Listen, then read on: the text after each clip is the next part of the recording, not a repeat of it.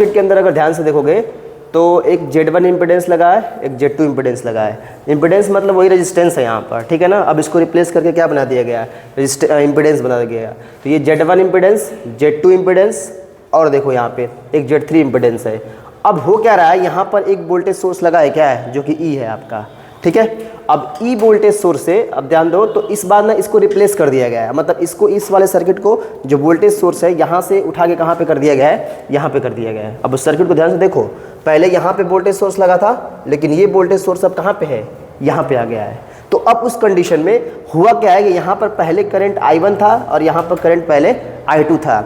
जब voltage source को replace कर दिया गया तो उस केस में जो हमारा ये जो करंट हो गया वो I1 डैश हो गया और यहाँ पर करंट जो हो गया I2 डैश हो गया। अगर ध्यान से देखो तो प्रूफ में आया है कि I2 इक्वल टू क्या है, I1 डैश है। तो अगर इसमें देखो तो जब पहले वोल्टेज सोर्स यहाँ पर लगाए थे तो उस केस में यहाँ पर वोल्टेज करंट क्या था, I2 था सेकंड वाले पार्ट में। अब ये सेकंड, अब लेकिन जब तुम यहाँ लगा दिए तो सेकंड वाला पार्ट ये बन गया। तो इसका मतलब क्या रहा है कि जब तुम वोल्टेज सोर्स यहाँ पर लगाओगे तो जो सेकंड वाले मेश के अंदर या लूप के अंदर में जो करंट होगा वो जब वोल्टेज सोर्स को रिप्लेस कर दोगे तो इस वाले में वोल्टेज सोर्स में जो सेकंड वाले में जो करंट होगा वो उसके क्या होगा, बराबर होगा। तो I2 जो है यहाँ पर I1 डैश के बराबर है जब हम क्या करेंगे, वोल्टेज सोर्स को चेंज कर देंगे। तो यही कहता है क्या, आपका स्टेटमेंट में वही लिखा गया है कि the reciprocity theorem state that any linear circuit with the linear and bilateral elements and a single voltage source, already दिख रहा है कि एक हमारे पास सिंगल सोर्स सर्किट है जिसमें सिर्फ एक ही वोल्टेज सोर्स लगा हुआ है जो कि क्या है, E लगा हुआ है। फिर बोल रहा है कि voltage source or current, the current in one mesh is equal to the current in, मतलब जो करंट इन वन मेश है, तो करंट इन वन मेश किसका ले रहे थे हम लोग, इस सेकेंड वाले पार्ट का ले रहे थे जो कि क्या है, I2 है। Current in one mesh is equal to the current in lateral when the same EMF, वही AM, मतलब जो वोल्टेज सोर्स यहाँ पे लगाए थे ना वही, इसमें कुछ चेंज नहीं करना है, वही वोल्टेज सोर्स जाके वहाँ पर लगाना है। वोल्टेज सोर्स की जो वैल्यू होगी वो सेम ही रहने वाली है, बदलेगी नहीं। when the same EMF is the placed in the formal, if one branch of circuit produce a current I in the another branch, then the same EMF is E introduce the same branch will produce the same current क्या, I। मतलब कहने का मतलब ये है कि जो second loop के अंदर में जब हमने वोल्टेज सोर्स यहाँ पे लगाया था तो इसके अंदर जो करंट वैल्यू प्रोड्यूस हो रही थी वही वैल्यू जब इस वोल्टेज सोर्स को रिप्लेस कर दोगे तो इस सेकंड लूप में ही कितना, उतना ही करंट प्रोड्यूस होगा। यही कहलाता है आपका क्या, रेसिप्रोसिटी थ्योरम। बात समझ में आ गई?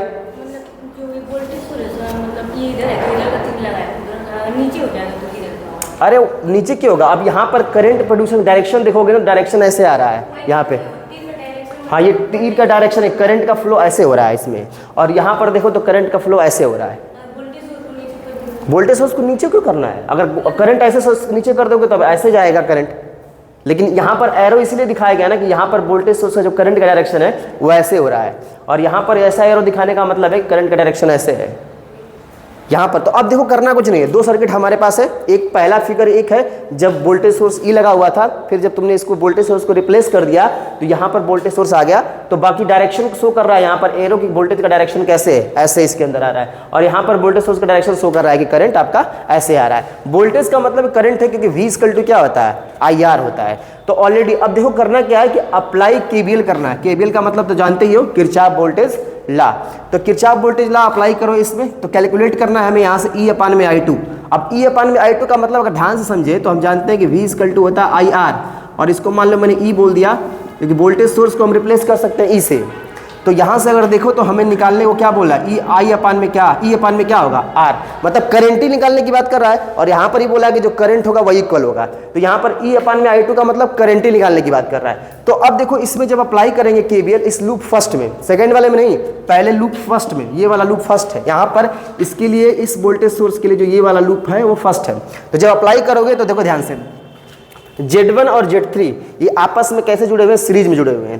तो Z1 Z3 आपस में सीरीज में है, तो इसका मतलब ये होगा कि Z1 प्लस Z3 तो हो जाएगा, एक चीज समझो, और करंट क्या है इसका है, I1 है, तो दोनों के साथ जुड़ गया तो Z1 प्लस Z3 और क्या हो गया, I1 हो गया, क्योंकि V बराबर क्या लिखना है, IR लिखना रहता है। तो यहाँ पर I हो गया और रेजिस्टेंस क्या हो गया, ये वाला वैल्यू हो गया, तो Z1 प्लस Z3 होगा। अब देखो यहाँ माइनस का साइन क्यों लगा है, क्योंकि अब ना हम ऐसे आ रहे थे, लेकिन इसके अंदर, इस सर्किट के अंदर करंट कैसे जा रहा है, ऐसे जा रहा है, तो हम Z3 का भी लेंगे, तो Z3 का, लेकिन करंट इसमें कौन सा आ रहा है, I1 आ रहा है रेजिस्टेंस के थ्रू, तो इसलिए यहाँ पर क्या होगा, माइनस Z3 और I2 हो गया। तो इस तरह से इक्वेशन नंबर ये फर्स्ट हो गया। अब इसी चीज को देखो सेकंड लूप में अप्लाई करो इस वाले में, तो इसमें वोल्टेज सोर्स नहीं है, यहाँ पे लगा सेकंड लूप में वोल्टेज सोर्स नहीं है, इसलिए वोल्टेज सोर्स की वैल्यू क्या हो जाएगी, 0 हो जाएगी। अब देखो इस कोर्स में चलोगे तो इस वाले में Z2 और Z3 आपस में क्या हो जाएंगे, सीरीज में हो जाएंगे। तो सीरीज, अब करंट कौन सा चल रहा है इसके अंदर, I2 चल रहा है, तो Z2 प्लस Z3 क्या हो जाएगा, I2, और ये वाला वैल्यू क्या हो जाएगा, जो I1 करंट लेकर आएगा इसको, तो क्या हो जाएगा, माइनस में हो जाएगा Z3 I1। अब इस इक्वेशन को सॉल्व करने पर तुम्हें I2, मतलब टारगेट तो हमारा यही है कि E अपन में क्या निकालना है, हमें I2 निकालना है। तो जब इसको सॉल्व करोगे तो I2 की वैल्यू यहाँ से आ जाएगी Z3E Z1 Z2 अपान में Z2 Z3 plus Z1 Z3। अब इसको यहाँ से क्या करना है, हमें I2 E अपान में I2 चाहिए, तो इसको इधर भेज दो और इस पूरी वैल्यू को इधर भेज दो, तो यहाँ से आ जाएगा E, नीचे आ जाएगा I2, ये पूरा ऊपर चला जाएगा और ये नीचे आ जाएगा, तो E अपान में I2 की वैल्यू आ जाएगी ये। इसको इक्वेशन नंबर A मान लेंगे। अब क्या करेंगे, अब बोला है कि position of the battery change, अब बैटरी की पोजीशन क्या करना है, हमें चेंज कर देना है। तो पोजीशन पहले बैटरी की यहाँ थी, अब बैटरी की पोजीशन कहाँ हो गई, यहाँ पे हो गई, तो बैटरी की पोजीशन चेंज हो गया। तो बैटरी पोजीशन चेंज करने के बाद फिर वोल्टेज सोर्स अब कहाँ शुरू करेंगे, यहाँ से।